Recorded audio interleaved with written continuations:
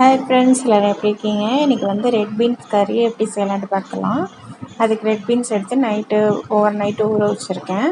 அதை குக்கரில் சேர்த்துட்டு ஒரு 8 விசில் போட்டு நல்லா வேக வச்சு எடுத்துக்கலாம். தண்ணி ஊற்றிட்டு கொஞ்சம் உப்பு சேர்த்துக்கோங்க. உப்பு சேர்த்துட்டு நல்லா ஒரு 7லேருந்து 8 விசில் வச்சுக்கோங்க. அப்போ தான் நல்லா மசியும்.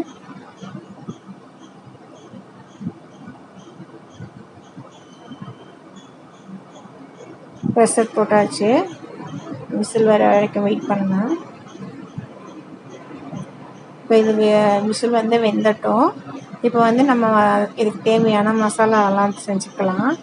ஒரு பேன் அடுப்பில் வச்சுட்டு கொஞ்சமாக ஆயில் விட்டுட்டு ஒரு ஸ்பூன் சீரகம், ஒரு ஸ்பூன் சோம்பு, பூண்டு ஒரு 4 பல், சின்ன வெங்காயம் கொஞ்சம் ஒரு 5-6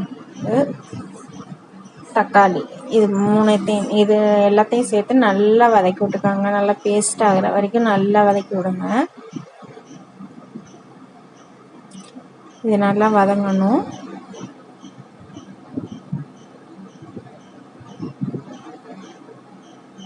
இந்த அளவுக்கு வதங்கினதுக்கப்புறம் இது ஒரு மிக்ஸி ஜாரில் சேர்த்துட்டு நல்லா பேஸ்ட்டாக அரைச்சி எடுத்து வச்சுக்கலாம்.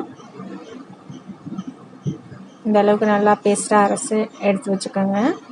இப்போ அதே கடாயில் கொஞ்சமாக ஆயில் விட்டுட்டு பட்டை, பிரியாணி இலை, கிராம்பு, கல்பாசி, கருவேப்பிலை சேர்த்துருக்கேன். அடுத்து சின்னதாக சாப் பண்ணி வச்சுருக்கேன் வெங்காயம், அதையும் சேர்த்து அதையும் நல்லா வதக்கி விட்டுக்கலாம். அதுக்கப்புறம் ஒரு மீடியம் சைஸ் தக்காளி எடுத்து அதையும் நல்லா சின்னதாக சாப் பண்ணியிருக்கேன். அதையும் சேர்த்து அதையும் நல்லா வதக்கி விட்டுக்கோங்க. கூடவே இஞ்சி பூண்டு பேஸ்ட்டு ஒரு ஸ்பூன் சேர்த்துருக்கேன். எல்லாமே பச்சை ஸ்மெல் போனதுக்கப்புறமா நல்லா வதங்கினதுக்கப்புறமா மசாலா சேர்த்துக்கலாம். மல்லித்தூள் 2 ஸ்பூனு, மிளகாத்தூள் 1 ஸ்பூனு, கரம் மசாலா 1 ஸ்பூன் சேர்த்துருக்கேன். இதெல்லாம் நல்லா எண்ணெயிலே நல்லா வதக்கி விட்டுக்காங்க. கொஞ்சமாக தண்ணி விட்டு நல்லா பச்சை வாடை போகிற அளவுக்கு நல்லா வதக்கி விட்டதுக்கப்புறமா நம்ம அரைச்சி வச்சிருந்த பேஸ்ட் எடுத்து சேர்த்துக்கலாம். சேர்த்துட்டு கொஞ்சமாக தண்ணி ஊற்றி இது நல்லா எண்ணெய் பிரிகிற வரைக்கும் நல்லா கொதிக்க விடுங்க.